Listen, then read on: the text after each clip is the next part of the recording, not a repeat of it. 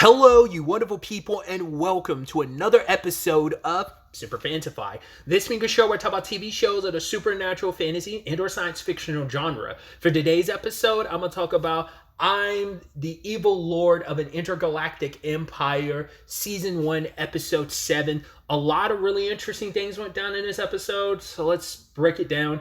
If I sound a little deflated and defeated, it's because I am. This episode, dude.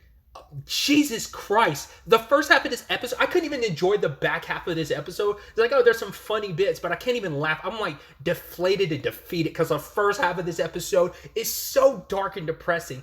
It legitimately gave me Nina from Full Metal Alchemist vibes. I was like, why'd you have to go so dark? To be fair, we've been leading up to this. I was kind of like, I was like, wait, there's no way that person in that tube actually is Christiana. Maybe it's someone else that has similar eyes. It's like, nope, it was Christiana. I'm like, dude, that's so, like, that was heart-wrenching. I've not seen Full Metal Alchemist in such a long time. So, and I'm sure this was in Brotherhood because I'm sure it's probably in the manga too, the whole Nina situation. But like, I don't think they ever, like, we didn't see the process Christiana went through. We saw the aftermath, but we saw the beginning parts of the tools and the fear in her eye. I don't remember we ever saw that with Nina. I think like by the time you see Nina, I don't think you see like her scared and like you never see the experiments. You see the after effect of her getting turned into the homunculus that she was.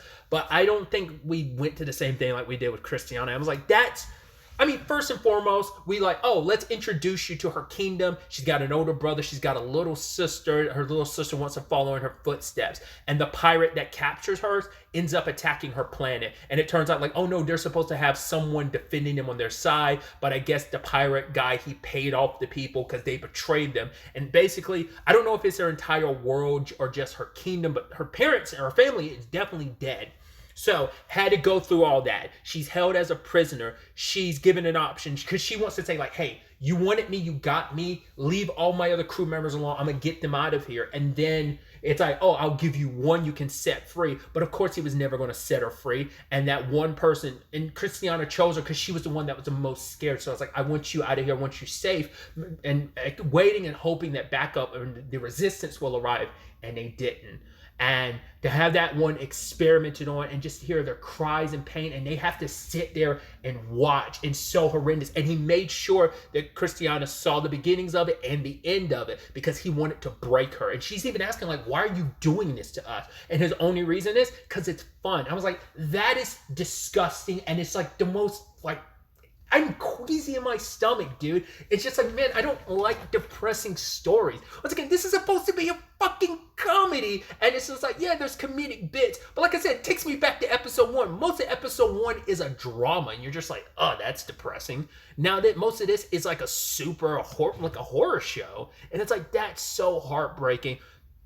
Seeing what happened to Christiana, because by the time Liam gets there, we didn't see any humans, no human women. So it's like they all got turned into monsters. You're like, that sucks. Because my thing earlier on in the season was like, is that happening out of sequence? Is that like not coinciding with everything with Liam? And it was all happening, like, because I was like, right, that pirate, he's not at his base right now where all this is going down. So I was hoping like Liam could get to them in time, but it's like, no, they all got turned into that. You are a sick piece of shit to do something like that, dude. That's crazy. That's extremely crazy, and that's so heartbreaking and depressing. And she wants to die. She's like, kill us, kill me now, please. And she's crying out of like the eyes in her hands. And that guy, the mad scientist who did it to her, is just kind of like, oh, you're his favorite pet. I'd never do anything like that. Ha ha ha. And he's laughing in her face. It's just like, that's disgusting.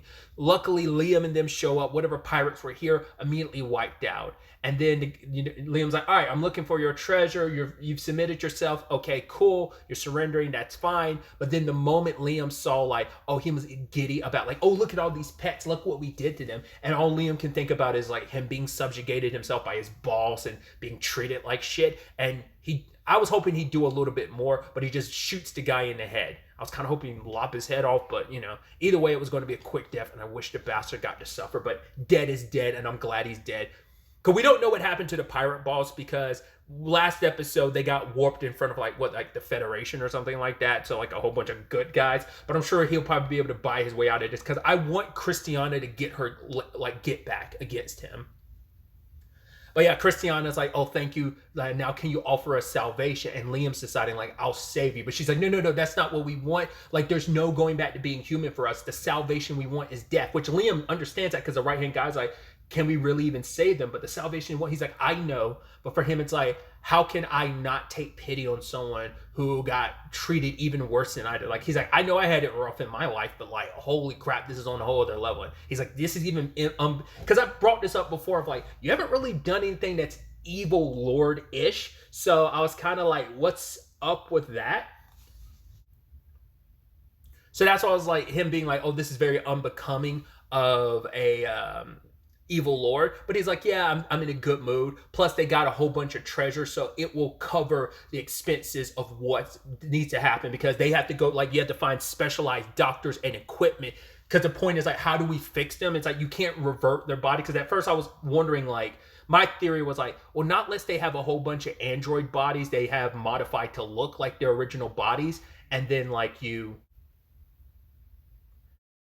they did use the word specifically regenerate the body, so I don't know if it's a thing of some medical like practice of like taking maybe their DNA and reverting their bodies back and regenerating them back into what they were, or you're going to basically clone their bodies from their DNA and implant them in those new like cloned bodies. I don't know how that whole process is going to work because I brought it up. I was like, if that was Christiana, like, how do you reverse what happened to her? So that's why I was like, maybe it wasn't Christiana, but once again, it was her. Like I said, it's a rough first half of this episode, and it is like half the episode is all that, and you're just like, oh god. Like I said, I don't think that pirate dude is dead. I don't think he got captured either. He was able to strike a deal and get away, but I hope like Liam and Christiana, which we do see them working together obviously at the beginning of the first episode, but it's like I want them to get their get back against that guy. So that is so that's where things kind of stand on that front.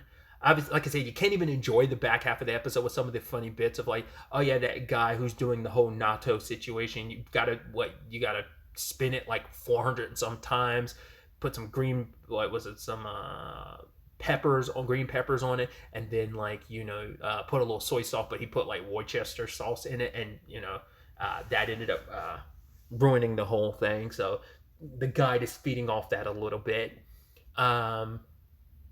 Neos is back about more ships. It's like, oh, she's trying to seduce him, but none of it's working on Liam. She's like, oh my god, everything I did for you, like when I offered up my body, it's like, you did none of that. None of that happened. I'm trying to guilt him into it, but it's like, all right.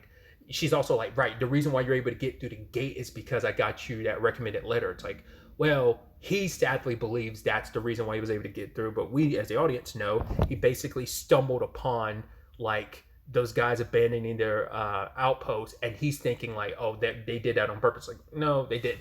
Or maybe it's a thing of retroactively he doesn't get in trouble because he had permission and they don't even know that it was Liam that activated the gate. Plus the pirates got sent to where they got sent, so none of that blowback comes on Liam. So there, once again, the whole point of them leaving the room last episode was to feign ignorance. So I don't know how that works out in the grand scheme of things. So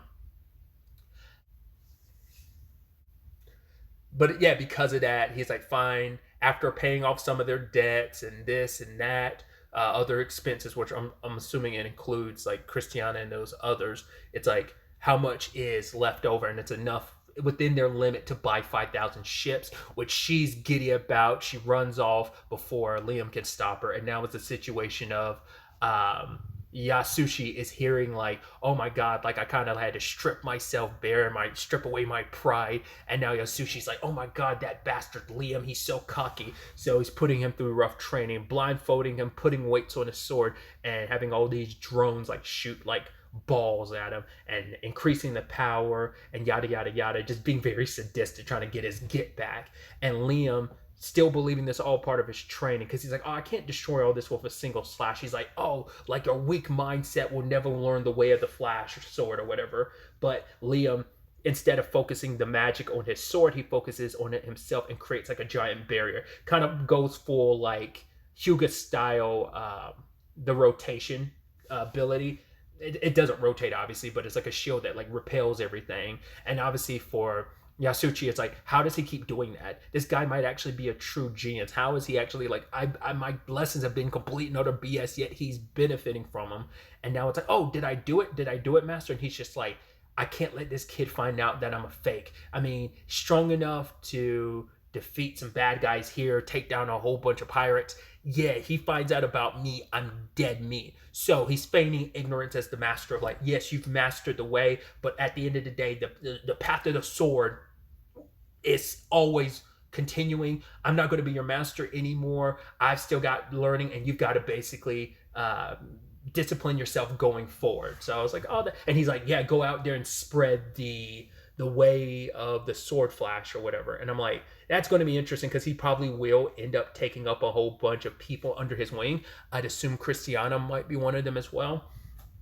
So, but yeah, this might be the last we see of Yasushi for now. You know, we might catch up on him, because, you know, he wanted to try and get some money from Liam, because he's like, oh, I ran out of money to get drinks, so what's going on for it? But now, like, this gig has kind of run its course, so he has to leave before Liam finds out. But it's like, Liam's never going to find out. You will always be his trustworthy master, and he will always sing your praises going forward. So it might benefit you in the long run, because there will be a legend associated with you, because anything that Liam does going forward as the evil lord, it'll bounce back to you. Like, once again, I had to say evil, because even though he's supposed to be an evil lord, he hasn't really done anything evil up to this point, irregardless of the whole helping out Christiana and her people. But it's like Liam's like fame and reputation, because he's going to build his family's name back up once he pays off his debt, and people realize, like, oh my god, he's him, and he's proving himself, and he's going to be like, yeah, I got this far because of my master Yasushi. So that's going to benefit him in the long run. So your con artist job, it's probably going to pay off in the long run. And then on top of that, he's thinking the guide, which the guide's sick and tired of, like, oh, stop giving me positive reinforcement. I'm going to make you pay. And then we see that spiritual, like, dog or whatever, because it popped up this episode because it led Liam to those guys in that control center, which led to, like, Christiana and her people. But now it also is there, like, when the guy takes off, so does it follows behind him. Because once again, I don't know what that thing is that's following, who or what it is that's following him, trying to make sure Liam's life plays out positively. Like I said, I don't know if it's an eternal good battle of positivity versus negativity, and it's out there trying to stop the guy, or is it specifically wanting to help Liam? Because it's not stopping the guy from feeding off the negative energy of anyone else. It's only specifically helping out Liam and setting him further and further down his path. So that is kind of where things stand by the end of the episode. The next episode's title, I believe, is Harem Plan. So I was like, oh, we're going full To Love Ru with this. Even though I've never finished To Love Ru. If you're unfamiliar, To Love Ru is this ecchi sci-fi harem romance manga. It was adapted into like 2 or 3 seasons of an anime, I think, because I know there's To Love Ru, which I think I read all of To Love Ru, but I never read all of To Love Ru Darkness, which was like the sequel. But yeah, like the one of the main characters in it, her plan is to make, like, she's trying to create a massive harem. That's because she's in love with the main protagonist, and other people are too, and she wants everyone to be happy. So she has a legitimate H plan, a harem plan. And not every series has that. Like, not every harem has that, but that is sometimes, like, implemented. Like, some series that have harems have the harem plan. Some are just like, oh, you just end up with, like, one person. Like a Rosario plus Vampire, the harem series, where it's like, no, you end up with one person. I mean, I guess, once again, it's a weird example, but like, even Girls of the Wilds, even though that is technically a harem, it's not a harem in a more traditional sense. So, but like, even though it's like, yeah, you only end up with one person, there are technically 2 girls that are in love with you, but the main protagonist, Jagu. But either way, that's a whole tangent in itself. So, but yeah, you know what it also reminds me of, and it's kind of kind of befitting considering the dark tone this episode, Redo Healer, which is a very fucked up, like, manga and saying, like, if you do not want to read something dark and really fucked up, or watch anything dark and fucked up, do not come across that series. Just know that it's fucked up. The main protagonist in that regard keeps himself surrounded by women for obvious reasons, considering his previous life before he rewound time. So I'm in a slightly it's not a 1-to-1, but it's just in a similar vein. But obviously, like, Redo Healer is a way darker. But like, he keeps women around him for a very specific reason like that. And I'm wondering if that's kind of where Liam's like, oh, to be an evil lord, I need to have a harem of my own. Like, I wonder, is the harem plan his plan, or is that someone else's? I'd assume it's Liam's, because I'm like, who else around him would be concocting a harem plan for his sake, you know? So,